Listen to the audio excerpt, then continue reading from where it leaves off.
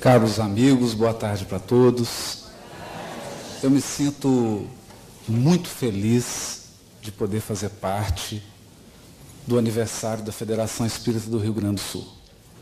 Por várias razões, dentre elas, a seriedade dessa federativa, o alinhamento dela com as propostas da espiritualidade superior e a forma altiva, corajosa, com que ela se mantém fiel aos princípios da codificação e do Evangelho de Jesus.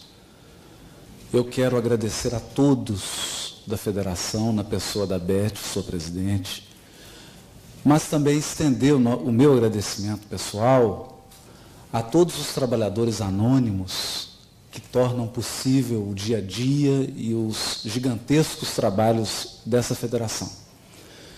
Quero aproveitar também para agradecer o meu amigo Sérgio Lopes, que generosamente me permite fazer parte, né, desse momento com ele, que para mim, honestamente, é um momento de muita alegria, porque é alguém com quem eu posso compartilhar e trocar impressões e aprender muito com a palestra de hoje. Quero fazer também um agradecimento especial ao Francisco Ferraz. Eu vou dizer por quê. Meu primeiro livro, Parábolas de Jesus, Texto e Contexto, foi inspiração do Francisco. E foi ele que corajosamente, não só prefaciou o livro, como bancou, né? Moralmente o livro, divulgou, me incentivou, cobrou.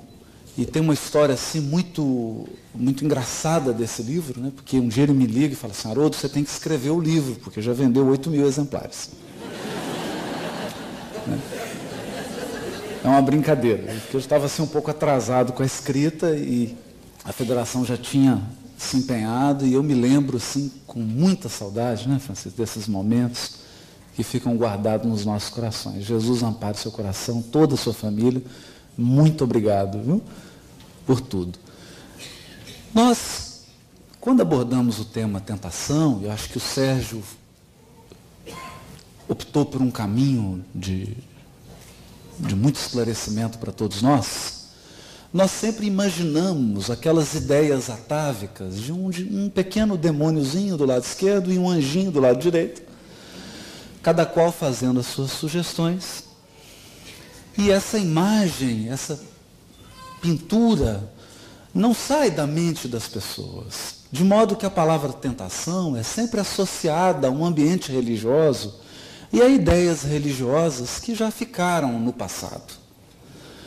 Né? Quem dera se a tentação fosse assim algo tão simples. Se ela se resumisse a duas personalidades, uma totalmente voltada para o bem e outra totalmente voltada para o mal, que estivessem a nos influenciar como se fosse uma campanha política, tentando obter o nosso voto e a nossa adesão. Não é tão simples assim. Eu gosto da maneira muito carinhosa e divertida com que Chico Xavier se refere à tentação. Ele diz que a tentação é você estar correndo de um cachorro muito grande, com uma vontade imensa de ser alcançado.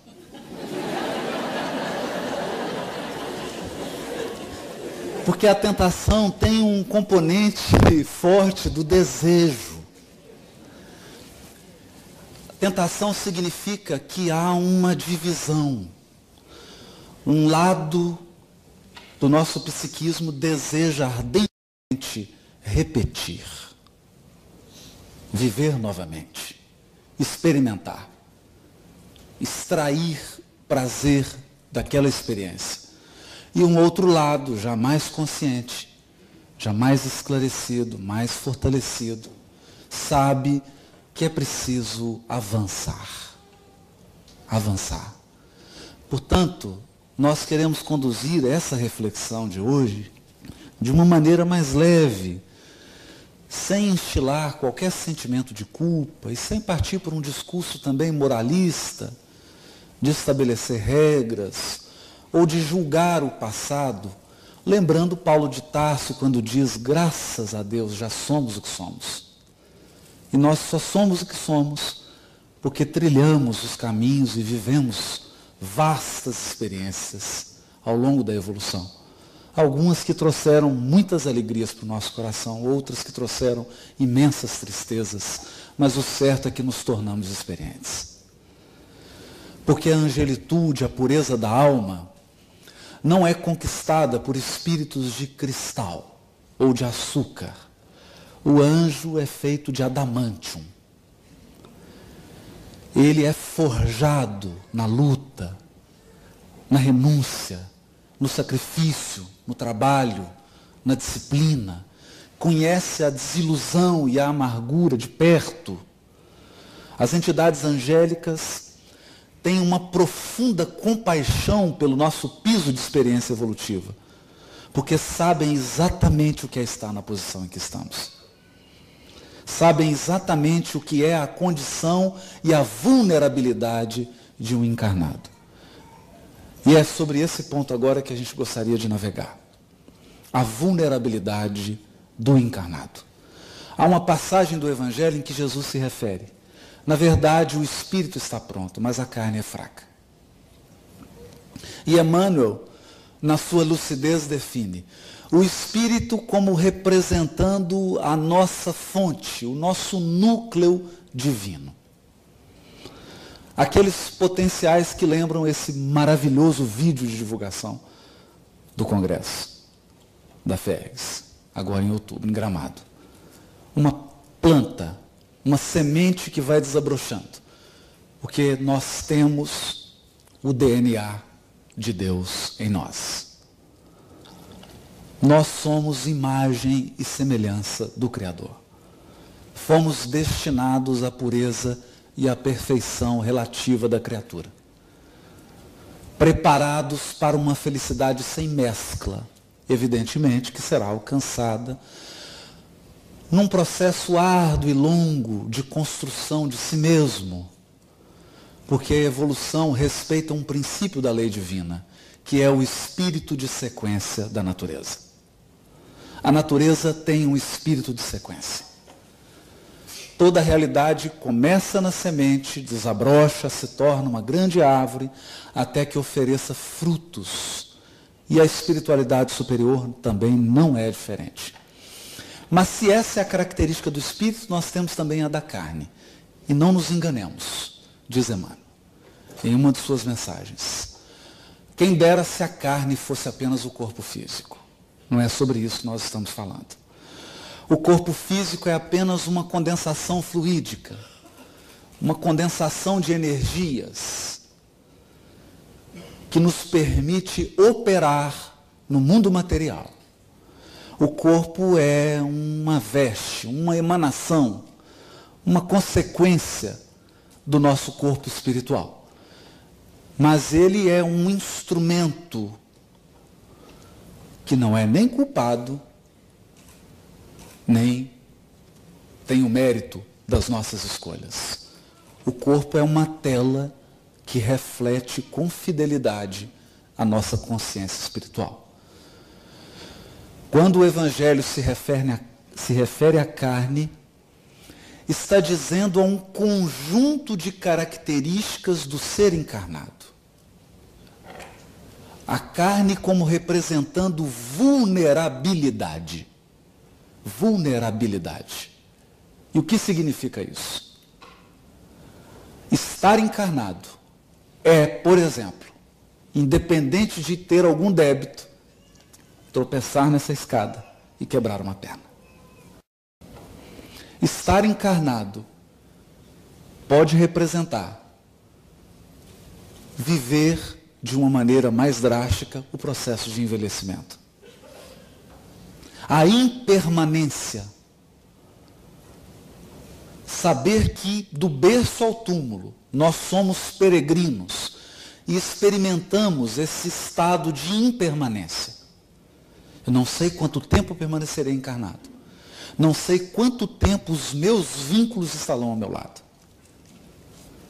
Pessoas que nos sustentam, que nos nutrem magneticamente, espiritualmente, podem ser convidadas essa noite a regressarem ao mundo espiritual. Mas há outros elementos que devem ser considerados. ao estarmos encarnados, não estamos de posse de toda a nossa memória. Isso faz muita diferença. No sentido positivo e no sentido negativo. No sentido negativo, porque se pudéssemos lembrar de todos os nossos vínculos de sofrimento e de todas as nossas ações inconsequentes, talvez nós não tivéssemos um sorriso tão espontâneo. E como o Criador preza a espontaneidade, como o Criador vela pelo nosso sorriso, pela nossa alegria, Ele nos permite a bênção do esquecimento. Poder olhar para alguém sem recordar-se dos equívocos já cometidos na relação. Poder recomeçar, de novo, reconstruir, refazer, reconstituir, recompor o destino, sem julgamentos, sem condenações, sob as bênçãos do esquecimento. Mas há outro lado também. Não lembramos com nitidez das nossas potencialidades. Elas fluem para o nosso consciente como intuições, aptidões. O que a mentalidade vulgar chama de talentos, mas que na verdade são aquisições. Se nós pudéssemos lembrar com nitidez de todos os idiomas que nós já falamos, o que seriam das escolas de idiomas? Imagine. Então estamos como que num processo de memória reduzida. Apagados. Outra questão muito importante. Ao encarnarmos, não temos uma sustentação magnética mais direta daqueles espíritos do nosso círculo familiar que já se encontram em estágios mais avançados. Isso nos conduz a duas situações. Primeiro, uma situação de saudade, de vontade de ser nutrido novamente, de poder estar ao lado desses corações que nos amam profundamente, mas que avançaram ao passo que nós preferimos estacionar. Eles nos nutrem, nos amparam, mas como estamos na carne, a nossa percepção, a nossa capacidade de usufruir em toda a sua pujança dessa nutrição magnética é menor.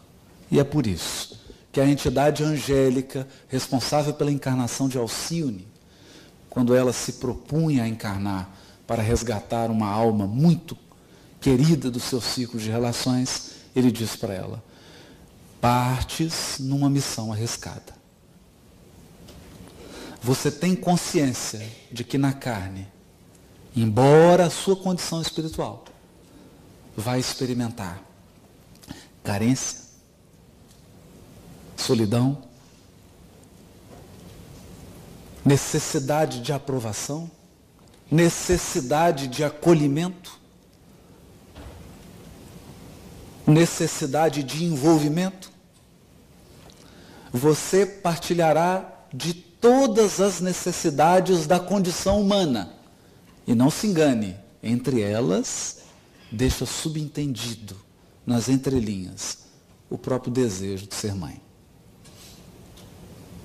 Cruzará com seres com os quais possui vínculos afetivos muito fortes.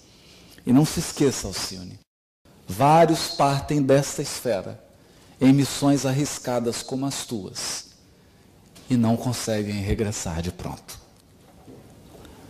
É esse conjunto de vulnerabilidade que Paulo de Tarso, aproveitando a fala de Jesus, dá o nome de carne. Não tem muito a ver com o corpo físico, mas tem muito a ver com aquele primeiro andar que o Sérgio nos disse. A necessidade de conservação, o instinto de reprodução, o instinto de destruição. Tudo isso somado ao apagamento que a encarnação propicia nos coloca numa vulnerabilidade que, no mínimo, nos exige um estado de vigilância permanente. Permanente. E é aí que entram os processos de tentação. Os mecanismos da tentação.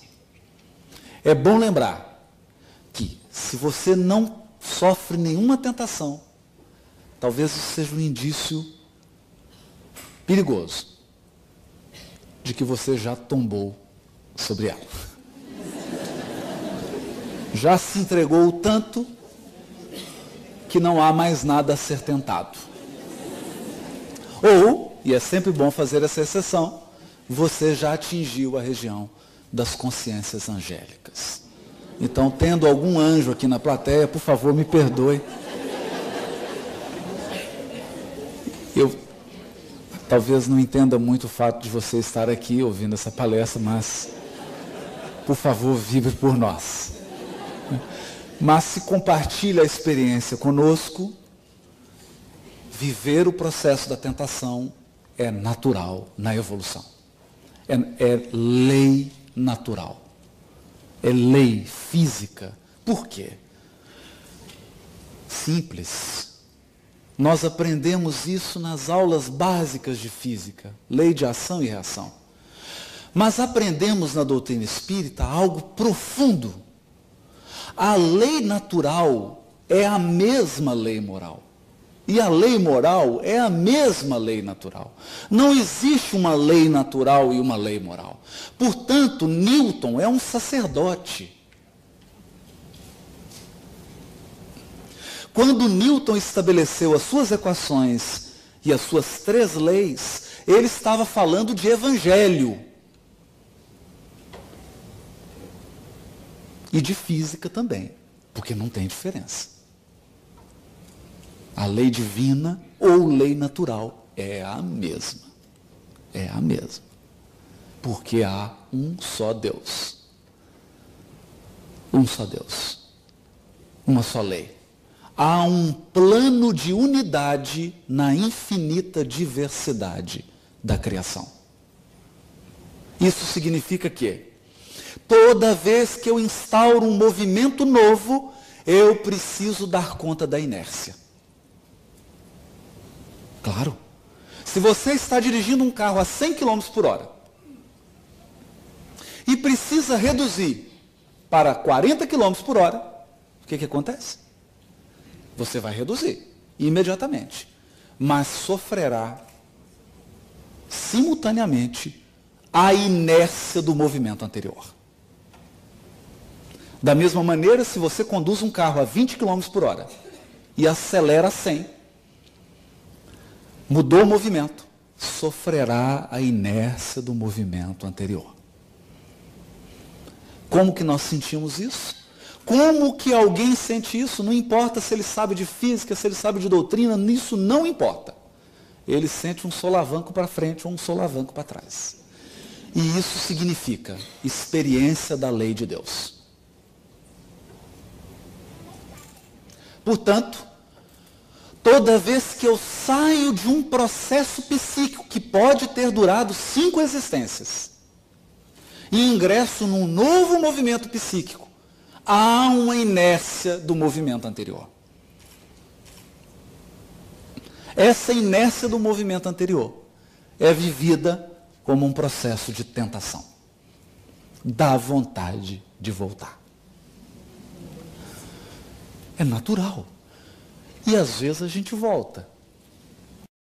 Às vezes volta várias vezes, até ter força moral suficiente para sustentar o movimento novo. É assim que a criatura que teve 5, 10 existências, envolvidas em situações de poder, ao voltar nessa existência, e ao se propor uma nova experiência, agora não mais centrada no desejo de poder,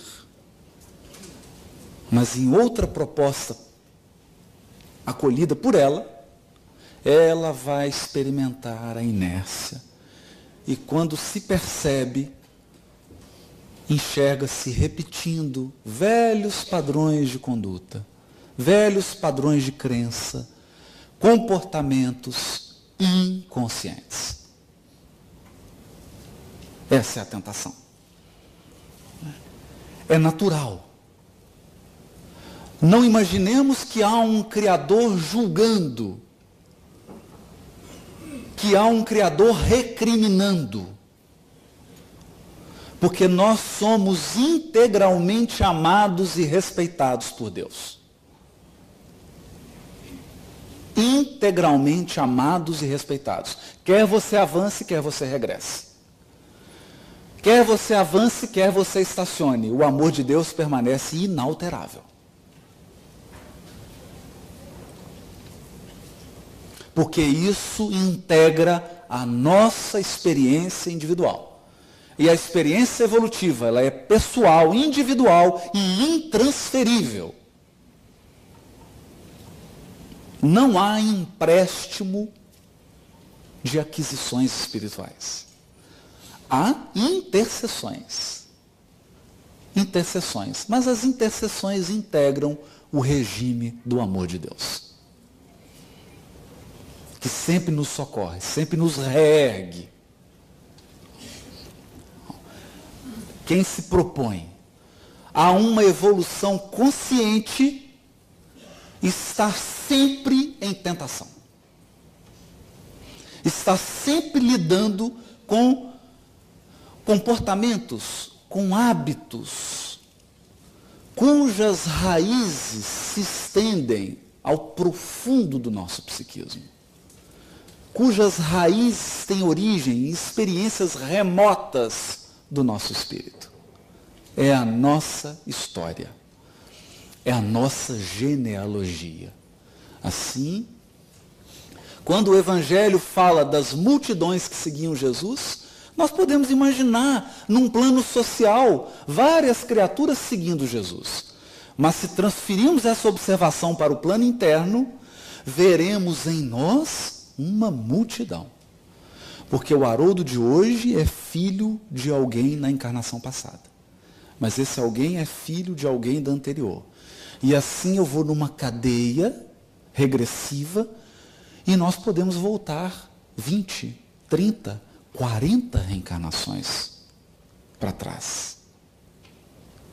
E eu perceberei, e o Sérgio está aqui, a gente vai conversar sobre isso e vai ajudar mais, porque não é a minha área, aqui está um juiz metido à besta querendo falar de psique. Não é? Mas nós estamos só dando um enfoque do Evangelho aqui, baseado nos textos, né, e tremendo as pernas. Se estiver falando algum conceito impróprio, Sérgio, você levanta a mão, pelo amor de Deus. Não é? A verdade é que há uma multidão dentro de mim. Uma multidão. E não é só uma multidão de personalidades. Porque se há um eu profundo, se há algo central em mim, que não é o Haroldo, que não é o Sérgio, é uma consciência que observa, porque o Sérgio ele consegue se observar. Eu consigo, você consegue se observar. O que você pensa, o que você sente, como você se comporta, quais são os seus hábitos. Se você dá conta de observar, é porque você não é aquilo que está observando. Você não é os seus sentimentos. Não é os seus pensamentos. Há algo profundo e anterior. Há um ser divino, que é a sua essência. Ou um núcleo divino, desabrochando, acordando. E quando esse núcleo olha para a personalidade de Haroldo, o que ele vê? Ele vê alguém com 1 metro e tanto, de cor tal, de cabelo tal, brasileiro, nasceu em Minas Gerais, exerce a profissão tal. Mas se esse eu profundo olha para a encarnação anterior, o que ele vai ver? Uma outra pessoa. Então, se nós colocarmos em fileira aqui 20 encarnações suas, você ficará surpreso em saber Quantas coisas você já foi? Quantas posições você já ocupou? E nós vamos tornar isso ainda mais complexo. Em cada personalidade que você animou, você tinha um círculo de relações. Você estava num contexto social. Você estava em um contexto cultural. Você agia segundo padrões do grupo onde você estava. E, principalmente, você atuava segundo o horizonte de evolução da humanidade naquele período. Porque não imagine que numa encarnação sua na Idade Média, você tivesse a percepção e a compreensão que você tem hoje em Porto Alegre. Não é assim. O certo é que quando soma isso tudo, mistura, é um desafio. É um desafio. É um desafio por quê? No livro Caminho, Verdade e Vida, capítulo 129, Emmanuel encerra uma mensagem, Origem das Tentações, dizendo assim, sutil, recorda-te de que cada dia tem situações magnéticas específicas. Hã? Como assim? Cada dia tem situações magnéticas específicas? Considera a essência de tudo o que te atraiu no curso das horas. Tudo o que te atraiu no curso das horas. E eliminarás os males próprios, atendendo ao bem que Jesus deseja. Como assim? Todo dia vivemos circunstâncias que funcionam como ímãs, possuem uma força atrativa. Mas adivinhe, coloque uma cesta de diamante na frente de um cavalo. Experimenta tentar o cavalo com isso. Não vai conseguir. Porque uma cesta de diamante não é uma situação magnética que atrai o cavalo. Não é? Chega em Brasília com uma cestinha de diamante. Você vai. Não é? Bom, vamos mudar de assunto. Agora enche essa cesta de milho e coloca na frente do cavalo. Então isso significa que há um processo que é vibratório. Vibratório. E é aí que Emmanuel diz assim, comentando a carta de Tiago, capítulo 1, versículo 14, onde Tiago diz, o apóstolo, antes, cada qual é provado ou tentado pela própria concupiscência, que o arrasta e seduz. O Emmanuel diz assim, examinemos particularmente ambos os substantivos, tentação e concupiscência. Tentação e concupiscência. O primeiro exterioriza o segundo. Algo aconteceu dentro de mim, é a concupiscência, e depois aconteceu fora. Porque nós ocidentais vivemos uma ilusão de que o mundo exterior determina o mundo íntimo. Mas não é assim. É o mundo íntimo que determina o mundo exterior. Não é vida e pensamento, é pensamento e vida. Tal qual sentimos, tal qual pensamos, essa será nossa vida. Então, a tentação é a exteriorização da concupiscência. que é então a concupiscência? Diz Emmanuel: o fundo viciado e perverso da natureza humana primitivista. Fundo, viciado e perverso. Aqui nós temos dois componentes: vício e perversidade. Vício é algo que passou da medida. Nós dificilmente encontramos animais viciados. O instinto é preciso. O instinto sexual nos animais, ele é cíclico, temporário, preciso, e ele é atendido com beleza e com precisão. Ninguém encontra um leão ou um cachorro num consultório psiquiátrico porque está viciado em sexo. Só para a gente... Não há isso. Por quê? Porque ele vive a experiência sem que a experiência o domine. Já no ser humano,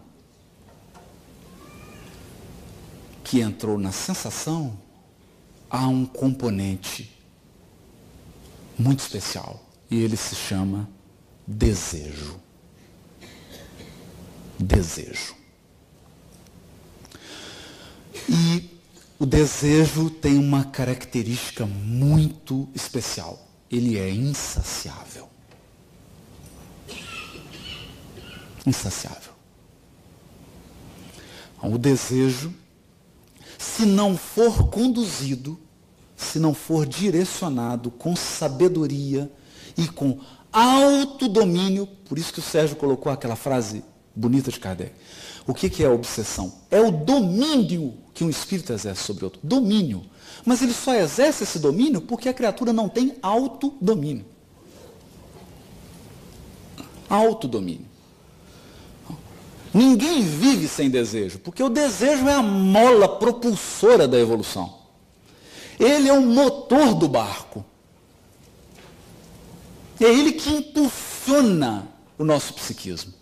E é ele que dá euforia, alegria de viver. É isso? Você corrige aí. Ele propulsiona. A questão é, não basta o motor do barco, precisa do leme. Imagina um barco com um motor possante sem leme. Conduz para um penhasco. A questão é, ao longo da nossa experiência reencarnatória no orbe, nós fomos escravos do desejo. Mas não foi 1, 2, 3, 4 encarnações, não. Nós estamos falando de 50, 100. Tem gente aqui que está desde capela, ou seja, há 40 mil anos veio parar aqui, 25, 40 mil, e está aqui. E eu não sabia contabilizar quanto tempo ele ficou lá. Então, essa submissão ao desejo gera um fundo psíquico viciado, gera uma frouxidão da vontade. Uma incapacidade de autodomínio. E pior, uma inconsciência. Porque, como diz um pai da igreja, só pode ser salvo aquilo que é reconhecido. Se eu não reconheço a sombra, se eu não reconheço a minha fragilidade, não posso regenerar. Porque ninguém regenera o que não reconhece.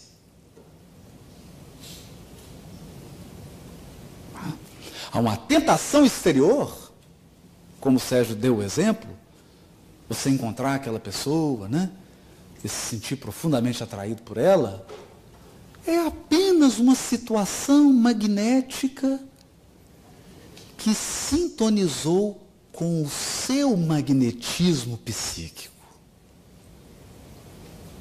o seu desejo sexual, que não está reconhecido e que não está trabalhado, atraiu essa circunstância.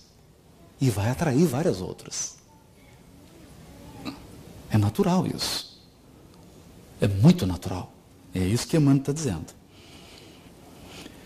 Então, fundo viciado, mas tem também aqui um elemento que é a perversidade.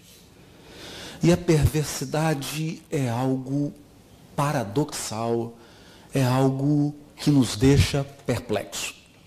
Certa vez eu conversava com o Roberto Lúcio, que é um dos dirigentes do corpo clínico do Hospital Psiquiátrico Espírita André Luiz, na cidade de Belo Horizonte. Não é? Então nós conversávamos, na casa dele inclusive, a gente que não é da área, né, se assusta um pouco com certos quadros psiquiátricos, sobretudo quando eles chegam no judiciário. Então a gente fica assustado, porque a gente fala, meu Deus, como é que pode existir um ser humano que chega nesse nível, né? Da perversidade. Não é? Assim, nos mais extremos da perversidade. Não é? Quando a maldade vira prazer. Quando a criatura encontra gozo na maldade. Não é? E aí o Roberto me disse assim, Haroldo, eu vou te dizer uma coisa, você vai ficar impressionado. Só as grandes inteligências dão conta de chegar à perversidade.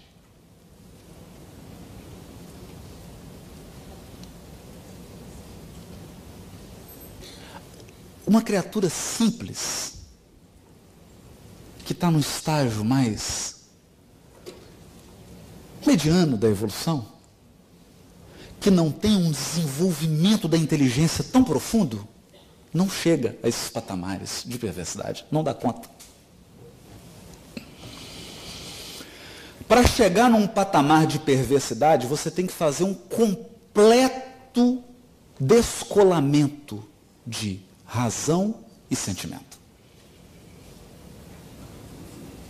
Só grandes inteligências. Se alguém tem dúvida, eu recomendo que leiam o livro Libertação e estudem o nosso companheiro Gregório.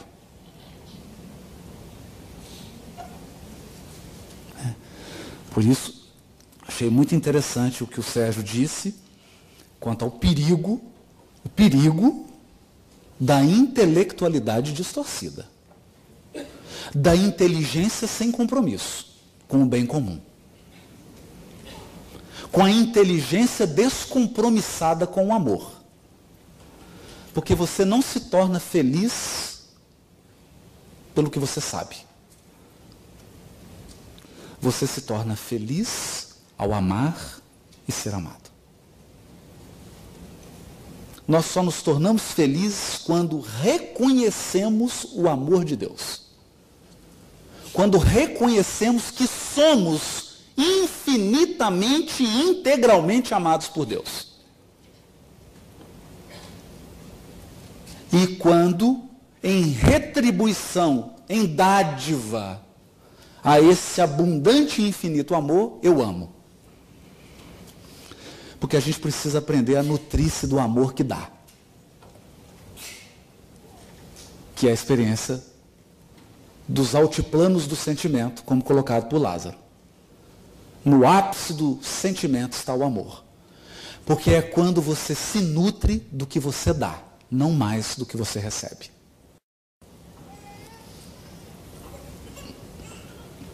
Até lá, muitos de nós fazem a experiência da inteligência sem compromisso. Da inteligência que raciocina, cria sistemas, cria teorias, discute, estabelece hipóteses e teorias, mas está minimamente preocupado com o bem comum. Está minimamente preocupado com a paz, com a harmonia, com a integridade de todos. Então aqui há um outro componente que é esse da perversidade. Fundo viciado e perversidade são forças magnéticas ou fulcros, são brasas dentro de nós que irradiam um poder atrativo gigantesco que atrai pessoas, circunstâncias, acontecimentos, situações. E talvez alguém vá pensar, mas por que Deus permite isso? Porque nós estamos tão desconectados da experiência interior que para enxergar dentro a gente tem que ver fora antes.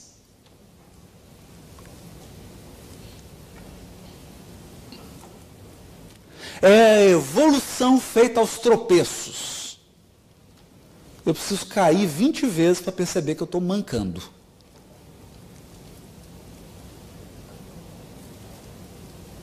Depois de tanto cair, você fala, meu Deus, eu estou caindo. Aí olha, nossa, estou mancando. Deixa eu corrigir meus passos. Deixa eu atuar por dentro. E essa é a proposta. Essa é a proposta. Porque não adianta isolar-se do mundo, não adianta adotar a postura psíquica do fariseu, que é vestir-se de pureza, né? Então, adotar rituais exteriores, que não são só religiosos. Existe uma série de outros rituais que são adotados para anestesiar a consciência. Como se, ao me afastar de lugares, ao adotar comportamentos exteriores, eu tivesse verdadeiramente fazendo o trabalho interior, fazendo a autoconfrontação, olhando para mim de verdade. Porque é doloroso. É bastante doloroso. Nós gostaríamos de chamar a reflexão agora, com base no livro Ação e Reação, alguns textos, mas aproveitando aí, inclusive o diálogo aqui com o que o Sérgio já falou, temos aprendido que a consciência possui multiníveis. Como o Sérgio disse, não é compartimentado, é uma teia dinâmica. E um dos aspectos da nossa consciência é a consciência sensorial. O que é a consciência sensorial? Porque ela diz respeito a nós encarnados. Significa que, se eu estou preso a um nível de consciência sensorial, eu só faço o que é agradável e fujo do que é desagradável. Então, se dá prazer, eu faço. Se não dá prazer, eu não faço. É a consciência puramente apegada aos sentidos. Mas para desenvolver senso moral, é preciso ter coragem de sobrepujar a nossa consciência sensorial. Significa que você acorda em Porto Alegre e está aquele clima ameno, 5 graus. Ameno para o Rio Grande do Sul, né? Em Minas Gerais, se chegar a 5 graus, o governador decreta estado de calamidade pública e ninguém sai na rua. 5 graus em Minas, né? Então, 5 graus, aquela chuva, 6 horas da manhã, toca o despertador. Domingo, porque tem um encontro de trabalhadores da região federativa, você tem que dirigir 300 quilômetros para poder ir. Então vamos lá. Qual que é o primeiro impulso sensorial? Meu Deus, eu quero ficar quieto aqui, né? Tira esse despertador. Quem vai querer abandonar aquela sensação do edredom, aquela coisa gostosa, que o melhor sono, esse assim das 5, das 6 da manhã, não é? Aquela coisa maravilhosa, no frio lá fora, você quente aqui. Aquela sensação, o que faz abandonar todo esse estado de agradabilidade sensorial? O senso moral. O senso do dever. Por quê? A consciência moral se orienta por outro padrão. O bom nem sempre é agradável. O bom nem sempre é agradável. Mas isso é senso moral. Por isso Kardec dizia: compreende melhor o espiritismo quem tem o senso moral desenvolvido. Porque a consciência que ainda está no nível sensorial tem muita dificuldade de entender o espiritismo. E mais dificuldade ainda de entender o evangelho. Falando, esse povo de evangelho só vem falar de cruz, pelo amor de Deus. É só sofrimento. Não é. Não é. Você não adquire um título de competência sem senso moral, sem disciplina. Porque é chato mesmo. Um pianista que se apresenta num grande concerto, que estuda 8 horas por dia, é chato mesmo. É muito chato. É agradável você fazer um dia, fazer outro, mas fazer todo dia. O grande violonista Segovia dizia o seguinte: se eu ficar um dia sem tocar, não percebo muito. 2 dias eu percebo. 3 dias a plateia percebe. Então você imagina o que é isso? 6 dias por semana a criatura estudar 6, 7, 8 horas para ter um desempenho de 1h30. Passa 1 ano, passa 2, passa 3. Ele teve uma carreira de 70 anos. Desencarnou com quase 90 fazendo concertos. Isso não pode ser agradável. Porque não é para ser agradável, é para ser bom. E o bom nem sempre é agradável. Então, quando nós dizemos de superar uma tentação, não é agradável. Não é. Agradável é cair na tentação. Por isso que o Chico dizia: tentação é ser perseguido por um cachorrão com a vontade de ser alcançado. Você está assim, vem, eu vou correr devagar, me pega, né? Porque é agradável. O agradável é cair na tentação. É deixá-la te dominar. O desagradável é vencer-se, é superar-se. E para isso, qual a força? Qual a força que polariza o nosso esforço de renovação íntima? Qual é a força que nos torna capaz de superar hábitos milenares? O benfeitor Druso, no capítulo 2 do livro Ação e Reação, diz o seguinte: é que o propósito da vida trabalha em nós, e conosco, através de todos os meios, para guiar-nos à perfeição. Cerceando-lhe os impulsos, agimos em sentido contrário à lei, criando aflição e sofrimento em nós mesmos. Então, assim como a semente anseia ser árvore frutífera, ela anseia tanto que basta você colocá-la na terra e acontece aquilo que o vídeo mostrou. O milagre da vida.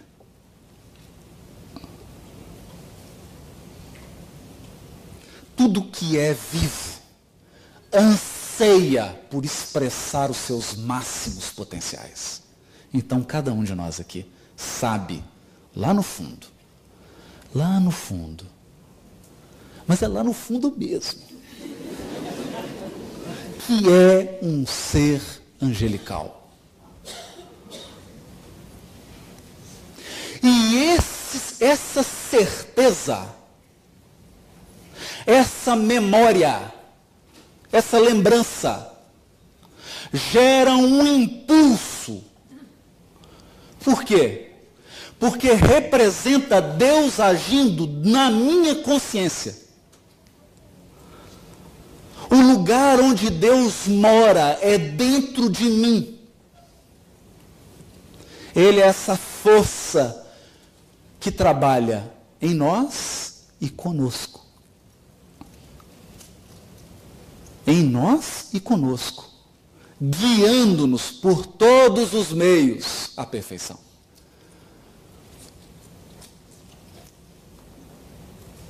Todas as plantas da terra crescem buscando a luz. Você pode colocar num vasinho, feijãozinho, e ela vai subir procurando a luz. A vida é essa procura. E nós, seres humanos, não nos sentimos plenamente felizes e realizados se não realizarmos os nossos máximos potenciais. É da nossa natureza. É da nossa natureza.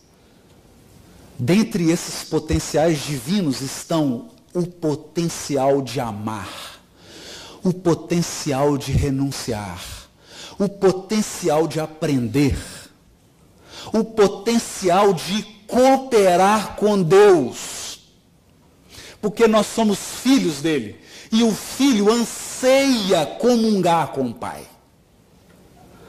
Há uma fome de amor em todos nós, que é insaciável e insubstituível por qualquer criatura. Você pode estar com a sua alma gêmea e sentir um vazio interior, um vazio interior. Porque esse vazio só pode ser preenchido por Deus.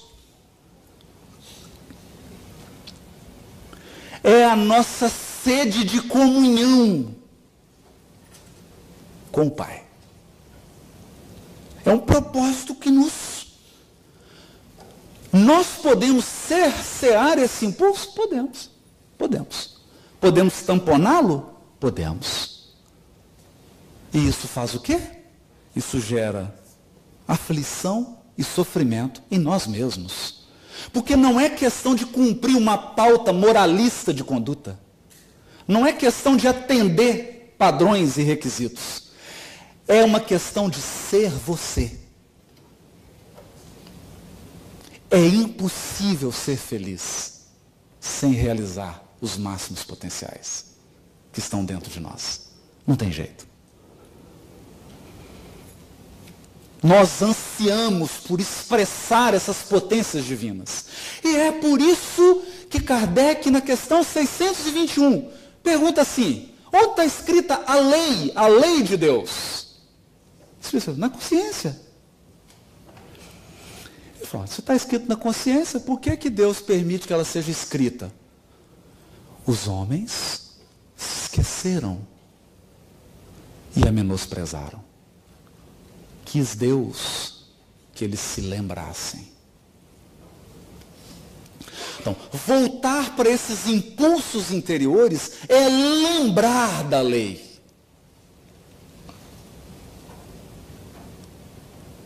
Caminhar rumo à angelitude é lembrar. É acordar. É despertar a consciência. Despertar. Porque já está dormindo aí dentro de nós. E é por isso que Silas, no capítulo 8, já caminhando para o final, do livro Ação e Reação, ele diz assim, vou tirar porque agora já vi cansada, a idade já está chegando. Todos possuímos, além dos desejos imediatistas comuns, que é a esfera, necessidade de ir ao banheiro, necessidade de comer, não é? Aquelas necessidades comuns que geram desejos, não é mesmo? Daqui a pouco nós vamos desejar comer alguma coisa à noite? Espero, né, Gabriel? Estou dando a dica. Hashtag, fica a dica.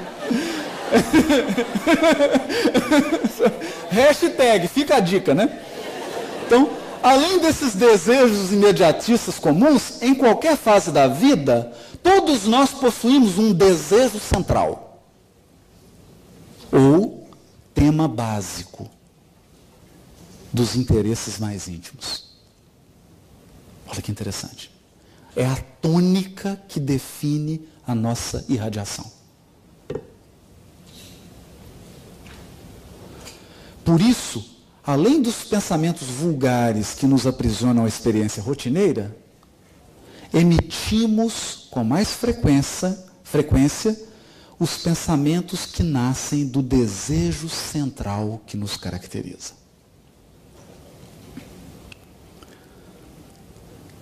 Pensamentos esses que passam a constituir o reflexo dominante de nossa personalidade.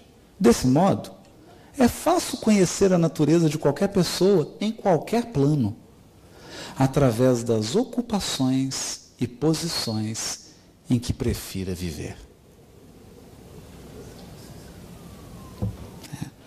Autoconhecimento. Isso significa que, se nós nos propomos sair vitoriosos dos processos de tentação, é importante cada qual identificar qual que é o tema básico do seu psiquismo. Para uns é a sexualidade, a troca afetiva. Para outros são as relações humanas que envolvem hierarquia, portanto o poder. Mas são sempre relações. Sempre relações. Tudo tem a ver com o nosso interagir com o outro. Pode ser a nossa relação com os bens, com os recursos. A ânsia de acumular. A ânsia de guardar. Cada um tem um tema básico. A partir desse tema básico se estrutura uma teia complexa e intricada de desejos que gravitam em torno desse desejo central. Isso tudo forma uma vibração. Isso tem cor, tem frequência, tem cheiro, tem um raio, tem uma energia. Isso atrai. Isso define quem nós somos. Define quem nós somos. Portanto, quando falamos em evangelho, em reforma interior, estamos falando do maior projeto humano. O maior desafio posto ao homem sobre a terra, que é a autoconfrontação.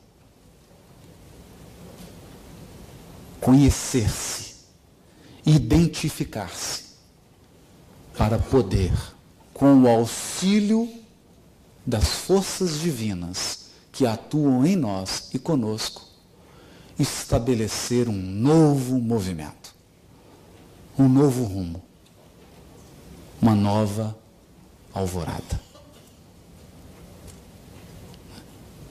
Muito obrigado pela atenção de todos.